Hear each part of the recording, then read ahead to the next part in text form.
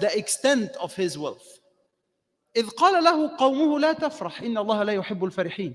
His people told him, don't be that content, because Allah subhanahu wa ta'ala doesn't like those people who are so content, who feel that whatever they have is because of how smart they are or because of their bravery or whatever. وَابْتَغِ فِيمَا آتَاكَ اللَّهُ الدَّارَ الْآخِرَةَ وَلَا تَنْسَ نَصِيبَكَ مِنَ الدُّنْيَا. And whatever Allah subhanahu wa ta'ala did grant you, use it to seek the hereafter. And don't forget your right. Don't forget whatever share that you would have from this life. وَأَحْسِنْ كَمَا أَحْسَنَ اللَّهُ إِلَيْكَ. And actually do good as Allah subhanahu wa ta'ala did do good to you.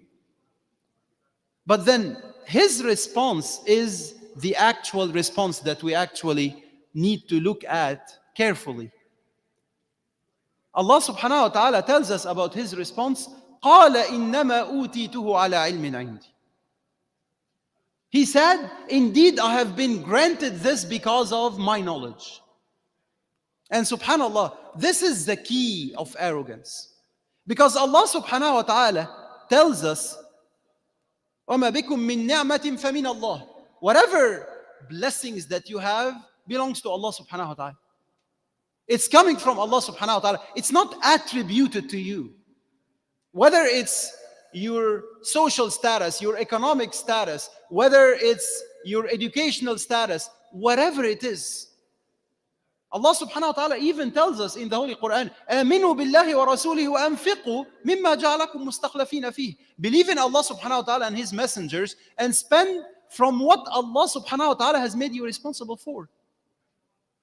It's not spent from your money. Spend from whatever Allah subhanahu wa ta'ala has put you in charge of. Because guess what? Whatever you are in charge of now is for a limited period of time.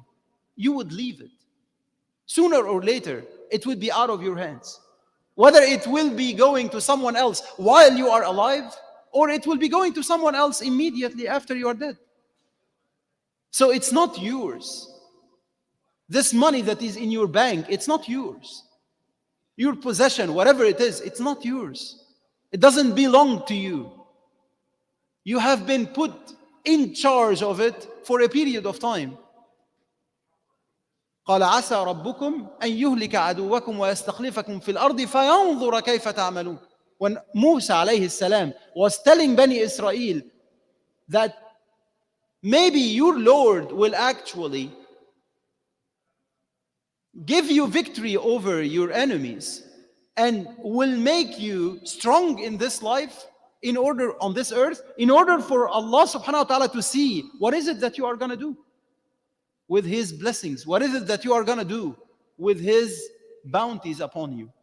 So Qarun is the one that is given the example.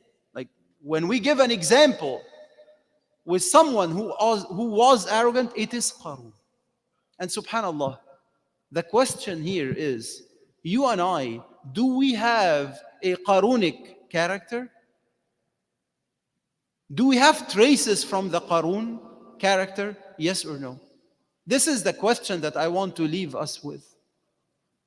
Do you attribute any of the bounties that Allah subhanahu wa ta'ala has granted you or has bestowed upon you, to your smartness, to how good you are, to even to luck? All of this is completely forbidden. All of this is completely unacceptable. Because everything that belongs to you is from Allah subhanahu wa ta'ala. Even when we make the dua, لا حول ولا قوة إلا بالله.